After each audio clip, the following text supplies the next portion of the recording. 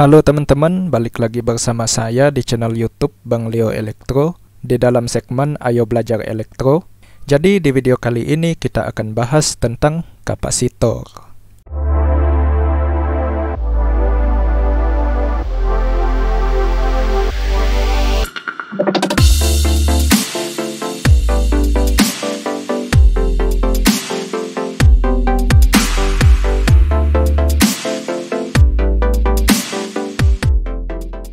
Oke teman-teman, tanpa basa-basi, langsung saja kita simak apa itu kapasitor.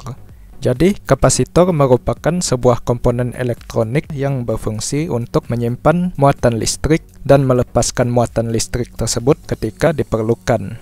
Nah, bisa dibilang fungsi kapasitor ini ya kurang lebih sama kayak baterai ya teman-teman. Dia bisa menyimpan listrik, namun dia nyimpannya nggak selama baterai. Dia menyimpan muatan listrik dalam waktu yang singkat aja ya teman-teman untuk mengcover daya listrik sesaat gitu.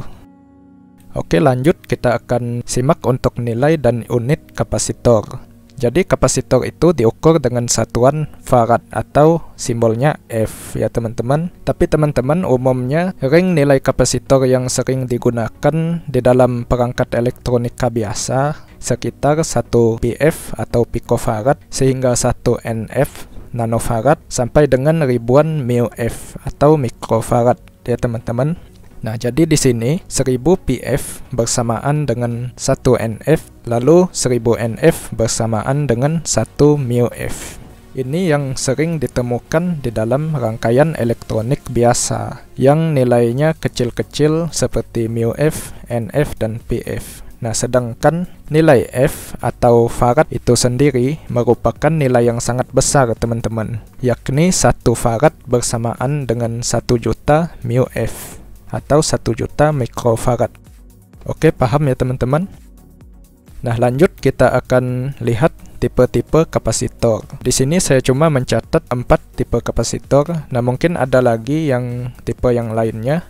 Namun, saya bakal bahas yang 4 ini aja, yaitu kapasitor berpolaritas, kapasitor non-polaritas, kapasitor variabel, dan superkapasitor. Nah, untuk kapasitor yang berpolaritas ada bermacam-macam bentuk teman-teman. Yang paling lumrah kita temukan di dalam rangkaian elektronik adalah bentuknya seperti ini, yaitu electrolytic condenser atau singkatannya ELCO. Nah, mungkin kita sudah tidak asing lagi dengan bentuk kapasitor yang seperti ini teman-teman. Yang selanjutnya ini ada kapasitor SMD yang berpolaritas, ada yang warnanya oranye, ada yang warnanya hitam, atau ada juga yang coklat ya teman-teman. Nah, ini kapasitor SMD yang mempunyai polaritas. Selanjutnya ada kapasitor tantalum, nah bentuknya seperti ini ya teman-teman. Dan ada juga kapasitor elektrolitik atau ELCO yang tipe SMD. Nah, bentuknya bulat seperti ini, namun kakinya itu adalah kaki SMD. Nah, sekarang bagaimana caranya untuk menentukan polaritas kapasitor? Untuk kapasitor ELCO yang berkaki, kalian bisa perhatikan pada bodinya. Untuk kaki yang berdekatan dengan bodi yang berwarna, entah itu warna hitam, warna hijau, atau warna biru, atau yang ada tulisan mikrofarad dan tegangannya, nah itu adalah kaki yang positif. Sedangkan kaki yang berdekatan dengan garis putih yang ada tulisan minusnya itu adalah kaki negatif. Nah, ada juga petanda lain untuk kapasitor ELCO yang berkaki ini, yaitu saat kapasitornya masih baru, untuk kaki positif itu biasanya lebih panjang dari kaki yang negatif. Oke teman-teman, selanjutnya untuk kapasitor ELCO jenis SMD, bagian warna hitam itu menandakan kaki yang negatif. Sedangkan bagian yang polos dan ada tulisan di atasnya itu adalah bagian kaki positif. Nah, untuk kapasitor SMD ini sedikit berhati-hati ya teman-teman, karena ini kebalikan dengan kapasitor ELCO yang berkaki. Nah, pada kapasitor SMD yang ada garis putihnya itu adalah positif, sedangkan yang di sebelahnya yang bagian bodi warna hitam adalah negatif. Untuk kapasitor tantalum ya mungkin ini udah jelas dinyatakan di sana ya teman-teman, karena pada bodinya itu ada tanda plusnya. Kaki yang berdekatan dengan tanda plus itu adalah kaki positif dan di sebelahnya sudah pasti kaki negatif. Nah, sekarang kita lanjut untuk menyimak kapasitor yang tipenya non-polaritas. Untuk kapasitor non-polaritas, ada tipe kapasitor keramik atau mika yang penampakannya seperti ini. Nah, mungkin ini juga udah lumrah kita lihat dalam rangkaian elektronik seperti rangkaian power supply atau rangkaian radio gitu ya, atau power amplifier. Pasti kita pernah melihat kapasitor yang seperti ini. Nah, selanjutnya ada kapasitor keramik tipe SMD yang sama seperti tadi, bentuknya kotak. Nah, dan ada satu lagi teman-teman, yaitu kapasitor kipas. Nah, ini mungkin pernah kita lihat di dalam kipas angin. Sebenarnya ini juga termasuk kapasitor non-polaritas ya teman-teman, maka dari itu dia bisa dipakai untuk listrik AC. Jadi kapasitor non-polaritas ini bebas kita hubungkan di dalam sebuah rangkaian tanpa mengira polaritasnya. Mau kebalik atau bagaimana itu tidak masalah. Nah, selanjutnya adalah kapasitor variabel. Nah, ini mungkin kapasitor yang jarang temukan di dalam rangkaian elektronik pada umumnya, karena kapasitor variabel ini biasanya ditemukan di dalam radio, terutamanya radio-radio jadul yang belum digital ya teman-teman. Nah, fungsi kapasitor variabel ini untuk mentuning radio atau mencocokkan frekuensi radio agar kita bisa memilih stasiun-stasiun tertentu gitu ya. Nah, itu menggunakan kapasitor variabel. Jadi sesuai namanya, kapasitor variabel ini nilainya itu bisa diubah-ubah, sama kayak resistor variabel yang kita bahas di video sebelumnya ya teman-teman. Oke, selanjutnya ini adalah super kapasitor. Nah, jadi super kapasitor ini adalah kapasitor yang nilai faradnya itu sudah melebihi 1 farad. Jadi kapasitor tipe ini juga kurang lebih sama penampakannya seperti Elco, hanya saja nilai faradnya lebih besar. Dan kapasitor ini juga jarang ditemukan di rangkaian elektronik biasa. Nah, saya juga kurang tahu teman-teman di mana kapasitor ini selalu dipakai. Ya mungkin di dalam peralatan-peralatan elektronik yang berdaya besar seperti mesin las. Ya, saya juga kurang tahu ya. Kalau kalian ada yang tahu bisa komentar di bawah. Super kapasitor ini sering dipakai di mana. Oke. Nah, sekarang kita akan masuk ke cara membaca nilai dan tegangan kapasitor. Untuk kapasitor Elco SMD dan tantalum, nilainya udah jelas-jelas tertulis pada bodinya. Seperti kapasitor Elco yang satu ini, nilainya adalah 1000 mikrofarad dan tegangannya 16 volt. Nah, untuk kapasitor SMD yang di sebelahnya, ini udah tertulis 220, berarti 220 mikrofarad. Nah, untuk tegangannya saya juga kurang tahu karena ini nggak ditulis. Namun biasanya rata-rata tegangannya akan ditulis, misalnya 16 volt, 25 volt atau berapa gitu ya. Lanjut, kapasitor tantalum yang ada di bawah ini udah tertulis 2.2, itu artinya 2,2 mikrofarad dan tegangannya 25 volt.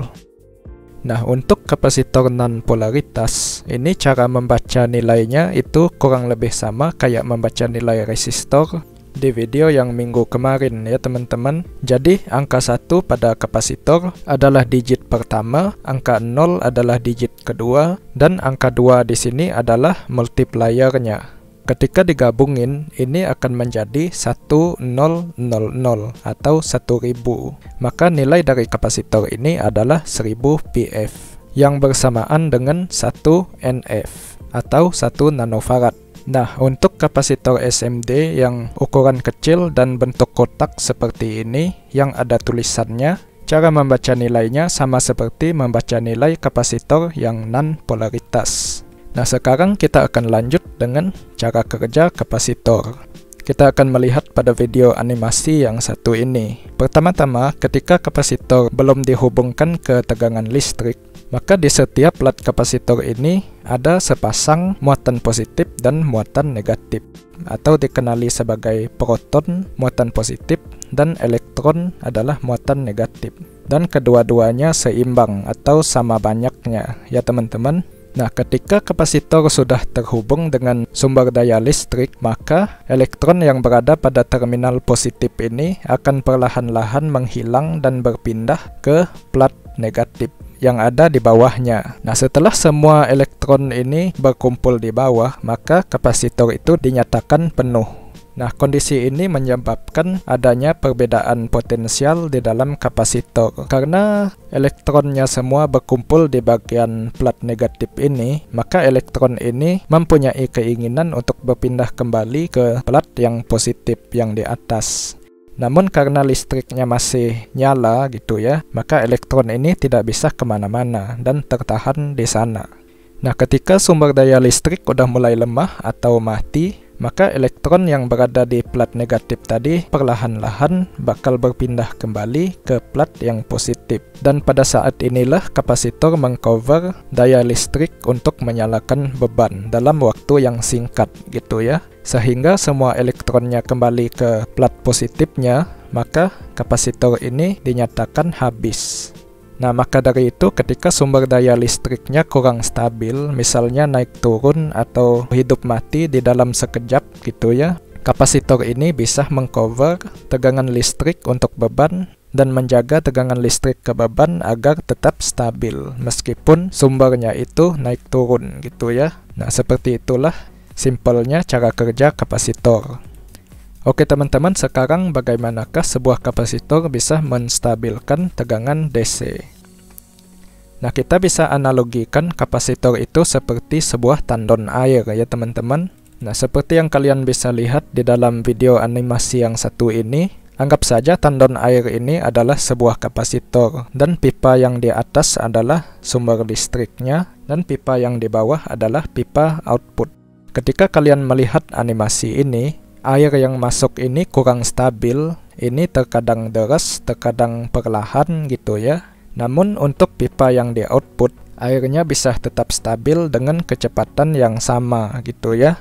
Karena airnya sudah ditampung di dalam tandon air ini, dan tandon ini menjaga agar air yang keluar itu tetap stabil. Nah, seperti itu juga sebuah kapasitor yang menampung muatan listrik dan menjaga agar listrik yang keluar dari outputnya tetap stabil. Nah, seperti itu ya teman-teman analoginya. Nah, lanjut, bagaimanakah kapasitor berfungsi sebagai filter? Nah, ini sebenarnya kurang lebih sama seperti pengstabil tegangan DC tadi. Nah, kapasitor ini memfilter gelombang arus DC yang bergelombang. Nah, sebenarnya arus DC yang bergelombang itu sama saja dengan arus DC yang tidak stabil. Maka ketika sebuah kapasitor dipasang pada jalur DC yang tidak stabil, kapasitor tersebut akan mengcover arus pada saat dia berada di lembah gelombang. Maka ketika kapasitor mengcover lembah gelombang ini, outputnya akan menjadi lurus seperti ini, seperti yang kalian lihat di foto ini. Dan arus DC-nya menjadi stabil. Ya, sama seperti analogi tandon air tadi. Outputnya tetap stabil meskipun inputnya ini bergelombang. Oke, paham ya teman-teman? Nah, ketika menggunakan kapasitor sebagai filter, kita harus menggunakannya sesuai frekuensi gelombang yang kita mau filter gitu ya. Nah, misalnya gelombang listrik yang kita mau filter itu frekuensinya rendah atau low frekuensi, maka kita membutuhkan kapasitor yang nilai faradnya besar. Sedangkan kalau kita mau memfilter gelombang listrik yang frekuensinya tinggi, kita membutuhkan kapasitor yang faradnya kecil. Nah, seperti itu ya teman-teman. Oke, mungkin sampai di situ aja pelajaran sederhana kita kali ini tentang kapasitor. Ya, semoga bisa menjelaskan serba sedikit untuk kalian yang para pemula atau siapa saja yang sedang mau belajar elektronik dan mengenal komponen-komponennya. Oke, sekian video kali ini. Sampai jumpa di video yang selanjutnya. Bye-bye.